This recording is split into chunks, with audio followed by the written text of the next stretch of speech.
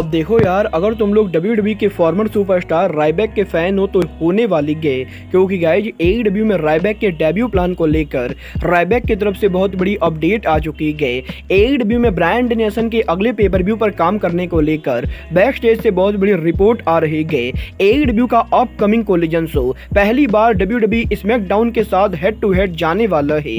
CM पंक के AEW को leave करने के बाद AEW के एक बड़े सुपरस्टार CM पंक के सपोर्ट में उतर चुका है। AEW से CM पंक के जाने की वजह से AEW को $1 मिलियन का लॉस होने वाला है। तो गाइस वहीं लाना के AEW को ज्वाइन करने के बाद लाना के AEW में फ्यूचर को लेकर टोनी खान की तरफ से बहुत बड़ी अपडेट आ चुकी है। तो गाइस चलिए बिना किसी देरी के शुरू करते हैं इस वीडियो को। और गाइस सबसे पहले बात करेंगे मीरो की वाइफ लाना की। वेल गाइस ये चीज तो हम सभी लोगों ने AEW के ऑल आउट पेपर व्यू पर देखी। AEW के ऑल आउट पेपर व्यू के ऊपर हमें यहाँ पर WWE की फॉर्मर सुपरस्टार लाना डेब्यू करते हुए दिखाई दी थी। और गाइस यहीं AEW ऑल आउट पर लाना के डेब्यू करने के बाद अब टोनी खान ने फाइनली लाना के AEW में कॉन्ट्रैक्ट सिचुएशन को लेकर बात की गई, जहां पर टोनी खान ने बेसिकली ये कंफर्म कर दिया है कि लाना के AEW ऑल आउट पर डेब्यू करने के बाद भी टोनी खान ने लाना को एक्चुअल कॉन्ट्रैक्ट में साइन नहीं किया है। और गाइस AEW के ऑल आउट पर लाना के डेब्यू करने के बाद अभी तक AEW कंपनी के द्वारा लाना को किसी तरह का कोई भी एक्चुअल कॉन्ट्रैक्ट ऑफर नहीं मिला है। और फिलहाल यहाँ पर AEW के प्लान्स के हिसाब से लाना AEW कंपनी में शॉर्ट टाइम के लिए रहने वाली गए। और गाइस जिस तरीके से कुछ दिन पहले AEW के अंदर WWE hall of famer RVD ने उनका डेब्यू किया था और कुछ दिनों तक RVD के काम करने के बाद RVD ने AEW कंपनी को लीव कर दिया था, पॉसिबली उसी तरह लाना भी AEW के अंदर हमें कुछ टाइम के लिए देखने को मिलने वाली गए। वेल गाइस अब ये तो आने वाला टाइम बताएगा कि AEW के अंदर लाना कुछ दिनों के लिए रहती गए या फिर टोनी खान परमानेंटली लाना को साइन करते गए। बट गाइस जहां तक बात रही टोनी खान की, तो गाइस ये बात तो हम सभी लोगों को मालूम है। AEW के blockbuster all Out pay per view के बाद AEW का अगला पेपर व्यू रेसल ड्रीम होने वाला है, जो कि AEW कंपनी 1 अक्टूबर को करने वाली है। और गाइस यहीं अब इस पेपर व्यू के मेन इवेंट के ऊपर AEW के अंदर ब्रायन डेनियल्सन के रेसल करने को लेकर बड़ी अपडेट आ रही है। वेल गाइस AEW के ऑल आउट पेपर व्यू के ऊपर ब्रायन डेनियल्सन के रिटर्न मैच के हो जाने के बाद अब AEW के बैक स्टेज से रिपोर्ट आ रही है कि CM पंक के AEW से फायर्ड होने से पहले AEW कंपनी में ब्रायन डेनियल्सन के रिटर्न का कोई भी प्लान नहीं था। और गाइस AEW के ओरिजिनल प्लान के हिसाब से CM पंक ऑल आउट पर रिकी स्टार्क्स से रेसल करने वाले थे। तो गाइस वहीं ब्रायन डेनियल्सन AEW में उनका रिटर्न इस महीने में ना करके बल्कि अगले महीने में AEW के brand new paper view wrestle dream के ऊपर करने वाले थे।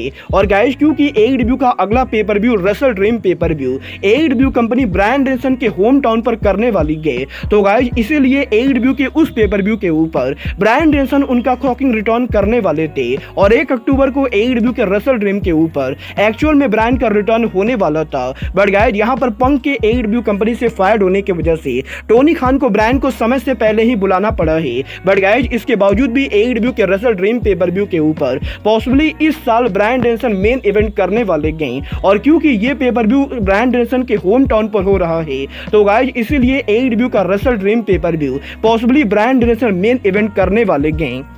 गाइस देखना बहुत ही दिलचस्प होने वाला है कि ब्रायन डेनियल्सन के होम टाउन पर AEW के रेसल ड्रीम पेपर व्यू के ऊपर ब्रायन डेनियल्सन AEW के किस रेसलर को चलिए फिलहाल आगे बढ़ते हैं और बात करते हैं AEW कोलिजन के फ्यूचर शो की। वेल गाइस ये बात तो हम सभी लोगों को मालूम है, AEW के इस साल का आखिरी paper view AEW full gear 18 नवंबर को होने वाला है। और गाइस क्योंकि AEW का फुल गियर पेपर व्यू 18 नवंबर को होने वाला है, तो गाइस इसीलिए अब 18 नवंबर के ऊपर सैटरडे नाइट पर AEW का कोलिजन शो नहीं हो सकता है।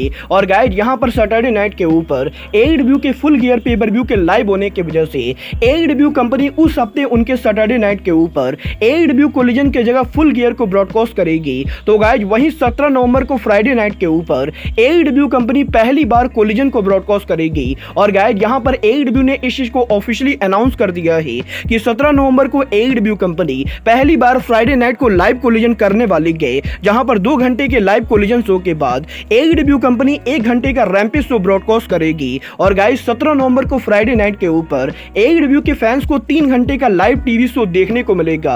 और गाइस क्योंकि AEW का ये कोलिजन शो अब यहाँ पर 17 नवंबर को फ्राइडे को होने वाला है, तो गाइस इसका मतलब ये बिल्कुल ही क्लियर है कि AEW का कोलिजन शो WWE स्मैकडाउन के खिलाफ हेड टू हेड जाने वाला है। और गाइस पहली बार AEW कोलिजन और WWE स्मैकडाउन के बीच में हमें यहाँ पर रेटिंग वॉर देखने को मिलेगा। वेल गाइस वहाँ पर AEW के अंदर CM पंक के जाने के बाद वैसे ही कोलिजन की वाट लग चुकी है। और गाइस बिना CM पंक के AEW कोलिजन स्मैकडाउन के खिलाफ जाएगा, तो गाइस मुझे तो नहीं लगता है कि AEW कोलिजन को मुश्किल से 4 लाख व्यूअरशिप भी मिलने वाली है। वेल गाइस जब ये तो आने वाला टाइम कि AEW कोलिजन और WWE स्मैकडाउन जब हेड टू हेड जाते गए, तो गाइस WWE स्मैकडाउन कोलिजन को कैसे बीट डाउन करता है।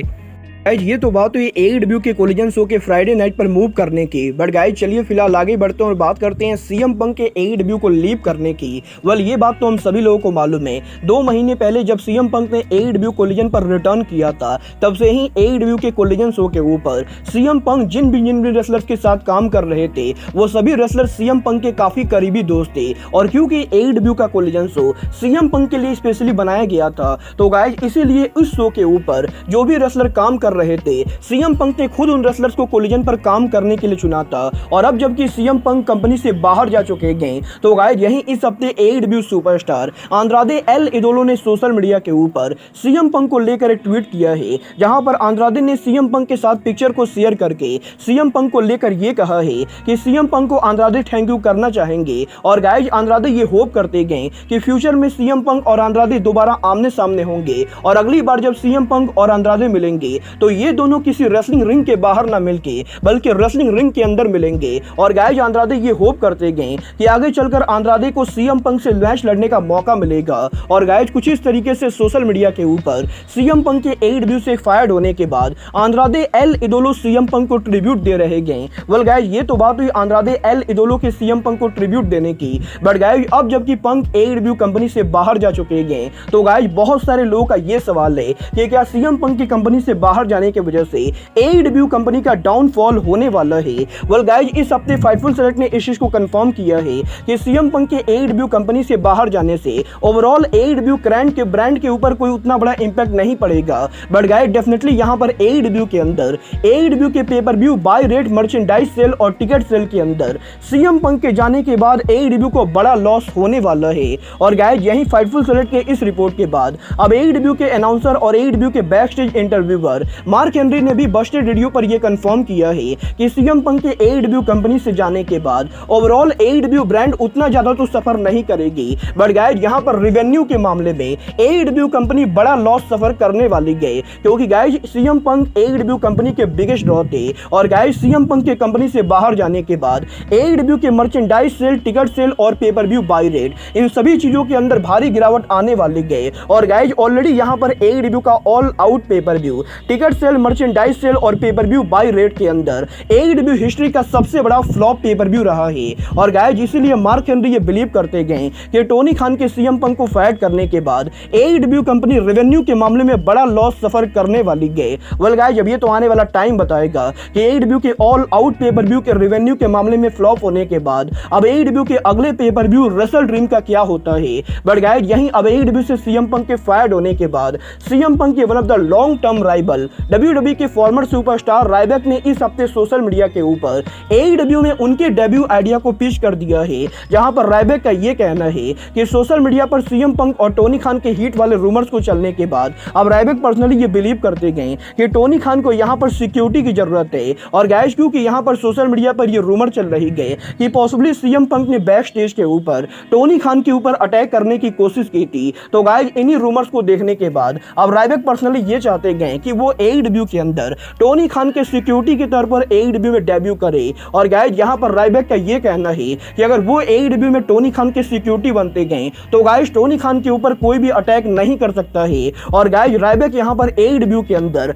टोनी खान को सुरक्षित रखने की पूरी गारंटी लेते गए। और गाइस बेसिकली कुछ इस तरीके से रायबैक ने ये क्लियर कर दिया है कि वो AEW कंपनी को ज्वाइन करना चाहते गए और वो टोनी खान को सिक्योरिटी देना चाहते गए। वेल गाइस अब क्योंकि पंक AEW कंपनी से बाहर जा चुके गए, गए, तो गाइज अब यहाँ पर इसके तगड़े चांसेस है कि पॉसिबली रायबैक AEW कंपनी पर डेब्यू करे, क्योंकि गाइज सीएम पंक और रायबैक के बीच में रियल लाइफ हिट है। और गाइज क्योंकि पंक AEW से बाहर जा चुके हैं, तो गाइज अब यहाँ पर टोनी खान को रायबैक को साइन करना चाहिए। वेल गाइज, आपको क्या लगता है, टोनी खान को रायबैक को साइन करना चाहिए या नहीं? आप लोग मुझे कमेंट करके बताएंगे। पर गाइज फिलहाल के लिए अब आज के इस वीडियो में बस इतना ही। मैं मिलता हूं आपसे अपने अगले वीडियो में। बट गाइज तब तक के लिए goodbye, good night and bang.